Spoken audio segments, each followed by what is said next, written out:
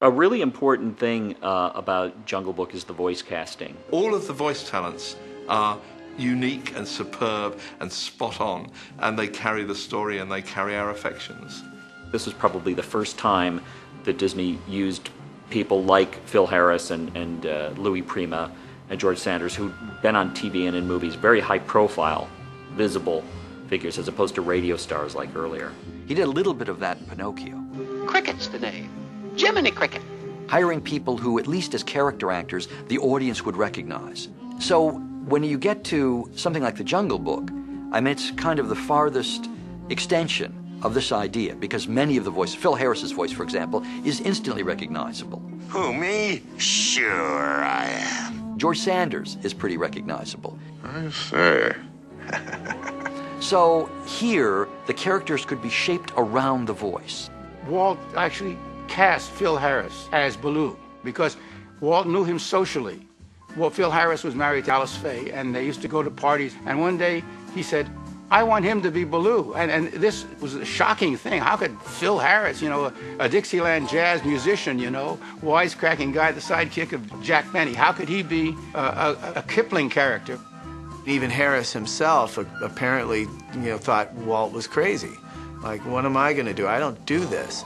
So I got up and I started to read this thing, and I got about about 2 or 3 lines, and I looked over at Woolie Reitherman, and I said, I can't do it. It just doesn't feel natural. You know, it ain't easy learning to be like me. They said, well, Phil, what do you suggest? I don't know what made me say it. I said, well, do you mind if I do it the way I would do it? And they said, go ahead and try it. I said, look, kid, you keep fooling around in here with these animals like that monkey will eat you. You get your roof knocked in. Ooh. A lot of the things that are in the film are things that Harris came up with. No, the script writers or the storymen did not come up with. Harris would have improvised this right on the stage. And the animators suddenly had new life in the project. Ollie Johnson said to me that when Walt decided that Phil Harris was going to do the voice for Baloo, and they knew that they had a character that really worked, he said that was the turning point. That is one of the greatest characters that Disney animation has ever done.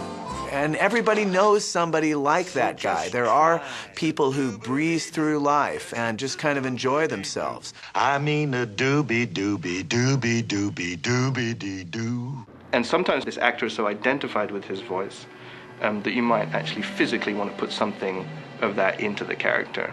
I mean, actually caricature the actor a little bit into the character.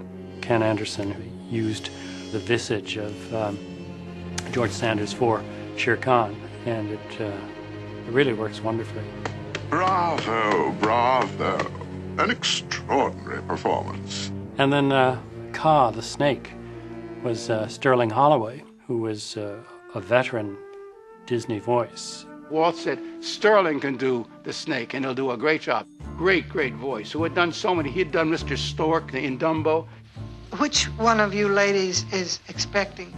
And the voice of Winnie the Pooh. Oh, yes, I'm rumbly in my tumbly. His voice is magical and very special.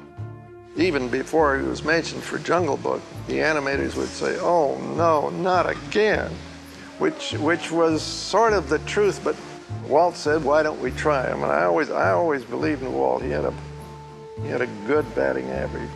And it was such oblique casting to put him into this villain's role. And that was one of the great things about Walt. A villain didn't always have to be mean. A villain could be devious in what he was trying to do and yet be quite entertaining. I have my own subtle little ways. When you've got guys like Phil Harris, Baloo the Bear, Sterling Holloway is Kaa the Snake, or Sebastian Cabot is Bagheera the Panther. I mean, these guys had tremendous personality that came right through the celluloid onto the screen. The juxtaposition of Harris and Sebastian Cabot was very clearly defined the way the two of them acted it out. Cabot was marvelous as Bagheera, as Harris was marvelous as Baloo. I'd like to have a word with you. A word?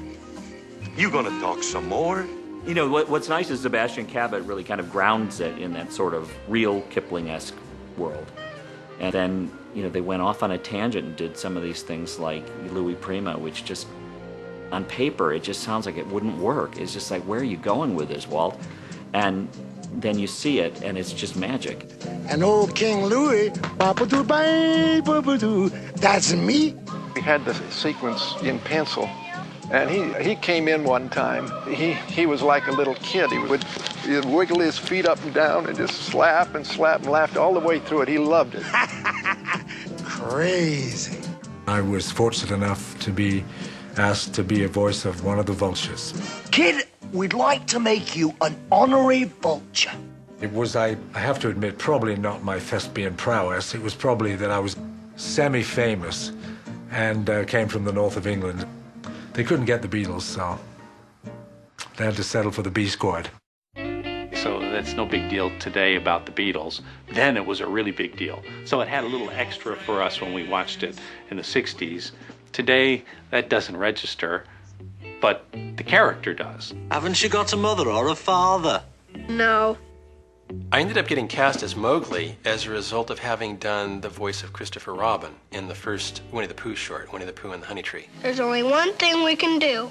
Wait for you to get thin again. As I was finishing that show, actually, Jungle Book began production, and they had cast another young boy in the role of Mowgli, who was a 11-year-old or something at the time.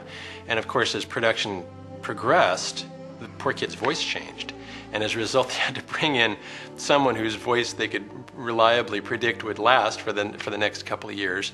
And my voice was appropriate, and my dad was the director, and somehow that probably helped. And they ended up using me. I'm all right. I'm a lot tougher than some people think. They always tried to get child voices for the children in the films. It has a veracity that helps the believability of the fantasy. Stick your nose out. Like this. That's right. The highlight of it all for me was I was in the middle of the session, and out of the corner of my eye, I look and I see a shadow of a figure that looks an awful lot like Walt Disney. And a few seconds later, the door opens and Mr. Disney steps into the room. And he waves at me and he says, "Hi, Clint." The memory of Walt Disney coming in and saying hi is something I'll never forget. When I grow up, I'm going to be a colonel. Well, the great thing about the Jungle Book is the casting of the characters involved, that the voices are all strong personalities. They're voices that just have a tremendous physical presence. At its heart, it's more fun than virtually any other Disney film I can think of.